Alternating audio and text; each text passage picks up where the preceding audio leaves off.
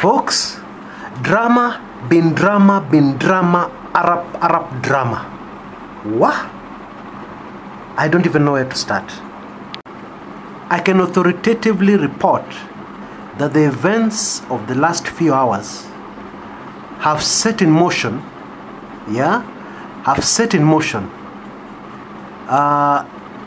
things which have been long planned by the NASA coalition, especially their lawyers, that will mean Kenya will never be the same again. And I really mean each and every of those words I've spoken. Now, when I'm finished, you're going to say, Chris, what you said at the beginning was an understatement. Okay? So let me just start step by step. The sham election we have just seen, I don't know what to call it.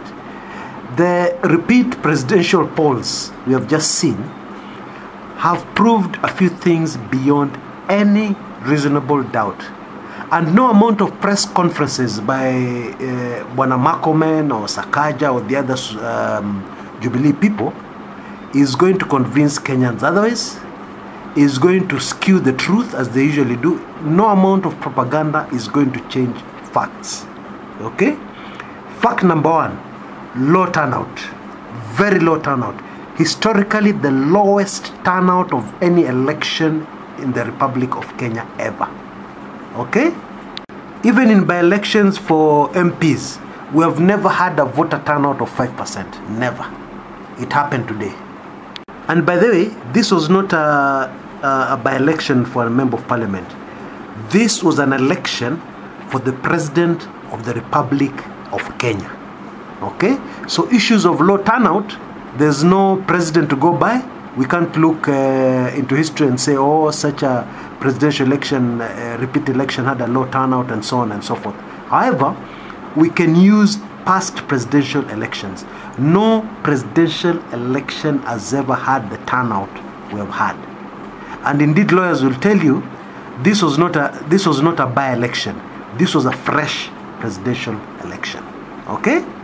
I can authoritatively tell you, whatever else the propaganda tells you, that there was no proper election in over 50% of the country. I can confidently tell you that, over 50%. Okay? Now, NASA and some other people are putting it at 60%. I don't want to go there.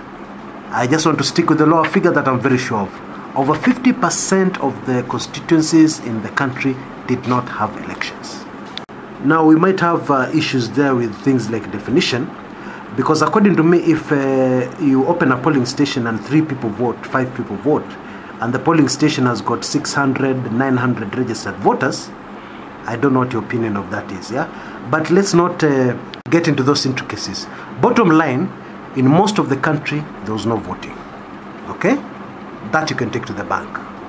Now, even more telling was that in large parts of the Rift Valley, there was very, very poor turnout in voting.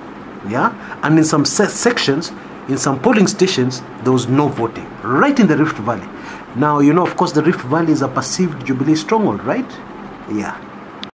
Now, in Jubilee strongholds, right in the heart of Jubilee strongholds in central Kenya, a vast majority of the polling stations had 30% voter turnout. 30%.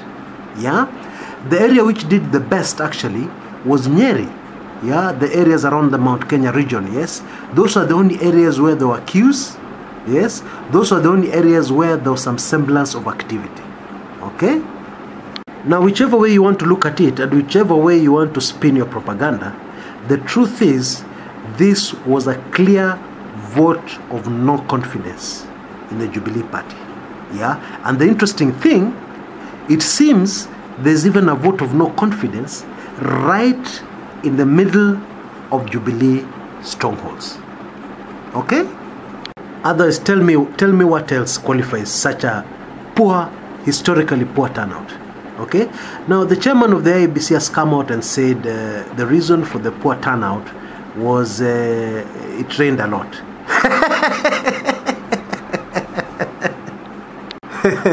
Wow. Now, we have had presidential elections in the past with very heavy rain. Yes, it has not affected the turnout like this. And in any case, in Nyeri, where we had the best turnout, in terms of very, very, very strong showing of voter turnout. I mean, not a high one, but at least a respectable one. Yeah, there was very, very heavy rain. Okay, so how come the rain did not affect Nyeri, but it affected other Jubilee strongholds? Chew on that. Now, to be very honest with you, because I will not spread lies, I have no idea why this happened. That's a puzzle to me. Okay, because I know one thing for sure, that the strong Jubilee, the Jubilee supporters, yeah, are fanatical. Yes, and they will do anything to make sure that they do exactly as they're told to keep their candidate in power. That one I know. So what happened today? Yeah, it's a big puzzle. It's a big mystery. It seems that every analyst is missing this. Yeah, is missing the fact that we had low turnout in Jubilee strongholds. Why? And yet we had such a long campaign, etc., etc. But let me get out of that quickly, because I want to move very quickly to the bombshell in this particular recording. Okay, so that we're clear on that. Yeah, the voting today was very clear that it was a vote of no confidence in the Jubilee government. That should be very clear. Now, politically, this sets the stage perfectly for NASA plans. Yeah. Now, how does it do this? Number one, it's proof in black and white that the August 8th elections were stolen. Yeah. Anybody who still had an iota of doubt has it there. Yeah, because obviously Jubilee does not have the numbers. That was extremely clear today, extremely clear. Okay, if they had the numbers according to how they claim, then at least a fraction of it would have come out to vote. If out of the 8 million voters they have, I mean, this is a very serious presidential race, at least 60% of them would have turned out. Yeah, would have had votes going towards 6 million. Yeah. We didn't have that today, I can assure you. Okay, so where are these Jubilee supporters? Actually, they don't exist. Okay, now actually the bottom line is that all this puts Jubilee in a worse position than it was before this presidential rerun. Let me repeat that because it's very important. This election that has happened today puts Jubilee in a much worse position than it was in, yeah, before these elections are actually carried out. Now, why? Because they're cornered. Okay, because the whole election was such a disaster, or such a flop. Yes. What now will Jubilee do? They cannot swear in Uhuru as the president. Okay, that will be totally illegal, and that will play into NASA's hands. I'll tell you why in a minute. Okay, they cannot do that. Okay, the only other alternative is to cook figures and try and legitimize the election. But that's going to be difficult, because this time we had reporters in polling stations. This time Kenyans saw with their own eyes. Si kuambiwa or being told. They saw with their own eyes the turnout in the polling stations. They saw with their own eyes some polling stations completely blocked, people not voting, etc., etc. So what do Jubilee do next? They are cornered. That's really what it is. That's the long and short of it. No wonder there's a statement which has come through, and it's in the press today, and a lot of people are very excited about it, where the president has said he may hold talks. He may hold talks with NASA. Okay, I'm sure some of you have got that. Okay, that should give you a very clear indication that what I'm telling you is absolutely 1000% correct. Now, let us understand something. We cannot even talk about another presidential election. Okay, because that's a bridge which is very far, which has to be crossed. Yes. We have to talk about now. What is the situation now in Kenya? Okay, we have had the rerun as ordered by the Supreme Court. It has given us this result. Okay, no election has taken place. So what next? Okay, now in my view, there's no option but to sit on the table and talk. And why I was telling you Jubilee is in a worse position is because Jubilee is now coming to the negotiation table with NASA, if it happens, that is, when NASA have a upper hand. Why do NASA have a upper hand? Because NASA have proved that there can be no election in Kenya without NASA. They command too large a following in the country, and now it is clear in black and white for everybody to see. Of course, you're going to hear those propaganda press conferences, like I've had one just before I came into this recording. I had somebody, I think to Sakaja, say, voting went on very well right across the country.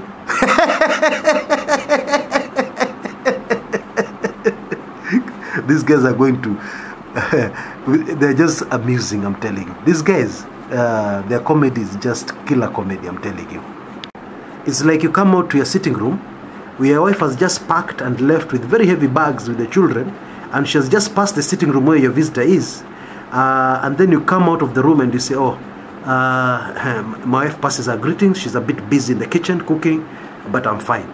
And you have seen with your own eyes, she has passed there carrying bags. Ameenda, ameingia kwa taxi, ameenda. Yeah, and she has muttered something like she'll never come back to that house. Yeah, alafu unakuja unatoka kwa the inner room, then you start telling your visitor, oh, apologies from my wife, she's busy in the kitchen, she's preparing something for us. And this one is worse because the visitor in the sitting room is the whole Republic of Kenya, the nation of Kenya. Yeah, people watching TV, people watching clips on YouTube, people on social media, and not only Kenyans, people all over the world. Okay, now you're trying to come and fool them with a statement like that. Hey, I think some people really have guts. Ama you get away with something so often that unazoea. Unaona every day utakuwa tukidanganya every day and you get away with it. Hey, hiyo imeisha. I can assure you that. Okay? Now the bombshell. Now, why are NASA in a position of strength as they come to these negotiations when they will happen? Okay, because it's not a matter of if, it's a matter of when. Okay? Why are they in a position of strength? They're in a position of strength because of a plan they've been working on for a very long time. In fact, this plan, according to my information, was supposed to kick in after the 8th August rigged elections, but it was put aside by the unexpected annulment of Uhuru Kenyatta's win, yeah, which changed the situation completely. Yes, so it's just a matter of taking the file back from the cabinet, dusting off the dust, opening it and implementing. Okay, and that plan has been worked on very carefully by the lawyers of NASA, especially. Yes, so it is watertight, solid. Okay, and that plan is, wait for it, for the secession of the Republic of Kenya. Now, you know, politics at this level is very serious business, okay, as most of you already are aware. Okay, so when you come to the negotiation table, si mahali pa kumchezo, okay, you use what you have to the limit. Okay, so Jubilee will come to the table with what they have. Okay, they control the army, they control what, blah blah blah, they're in charge at the moment, blah blah blah. NASA will come to the table with the numbers. Oh, that's a killer one. Yeah, they have the numbers, that's very clear. Okay, number two, they'll also come to the table with the secession card. Now, secession is in our constitution. Okay, it is in our constitution and it is in international law. And now, based on what has been unfolding even during these elections, and based on the elections which was carried out without NASA, there are very, very strong grounds for secession of Kenya. Yeah?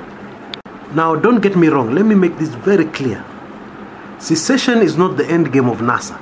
It is just being used on the negotiation table. Okay?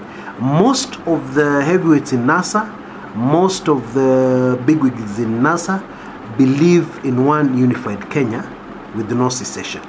However, they believe if push comes to shove, if it is not possible to get Jubilee, yeah, to see sense, yeah, in that Kenya should remain united. If they don't get Jubilee on board, then they will take the only other option left, which is secession. Okay, but right now it is only a bargaining chip on the table, and what a powerful bargaining chip it is. Now, this is the big announcement which a lot of Kenyans were expecting Raila to make. He did not make it. Instead, he announced the formation of the National Resistance Movement, yeah, to fight for our constitution. Okay, so a lot of people were disappointed. Okay, but I'm here to report to you, you've heard what I've said. It is part of the bargaining chip. Yes, when those negotiations will happen, because now it's not a matter of if, it is just a matter of when. Yeah, because I can report to you and tell you today, Jubilee are completely cornered. Okay, now I must add a quick disclaimer. Yeah, that is how the cards look like on the table. But having observed the way the Jubilee Party has behaved over the last few months, especially over the last few weeks, I cannot rule out a drastic action being taken by Jubilee, which nobody expected. A drastic measure which is ridiculous, yes. I cannot rule out Jubilee doing that, yeah. But assuming everyone keeps a cool head, assuming everyone loves to keep Kenya as one country, assuming that everyone loves peace and does not want to see Kenya go the bloodshed way, what I have told you is exactly what is on the table. Now, I know I've made a very shocking revelation today. So if you don't totally believe me, what I've done at the end of this video, I've put a link on the top left hand corner, which will take you straight to a video where a very senior official of the NASA party yesterday talked about the secession issue, yeah, and they talked about how the fact that it's in the constitution, etc., etc. Okay, you can go and view that, listen to that senior official of NASA, and make up your own mind. But folks, that's where we are after today's charade. Okay, in fact, today's charade has really strengthened NASA's position because of the reasons I've already mentioned. Okay, now of course there are a lot of other big worries we have, which includes the fact that police are still killing people. Yes, today we have received reports of a teenager shot dead in Machakos. Yeah, you know, the anti-IEBC demonstrations, the demonstrators in Machakos. One kid was shot dead. We have reports of killings in Kisumu. Okay, we have reports of gunfire still being heard, yeah, in Kibra, yeah, at least as of an hour ago, before I came in to make this recording. Gunshots were still being heard. So one wonders, the polling stations have closed, it's at night, who is being shot? What is being shot at?